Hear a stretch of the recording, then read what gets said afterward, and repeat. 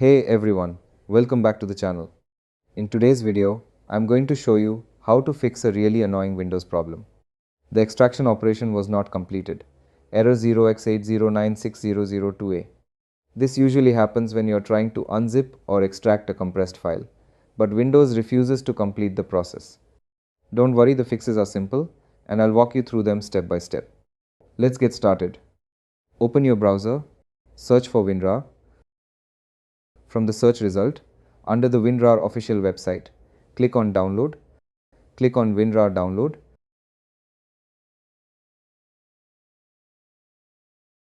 After downloading WinRAR, go to the downloaded folder and double-click on WinRAR. Click on Yes. Click on Install. Click OK. Click on Done. And that's it.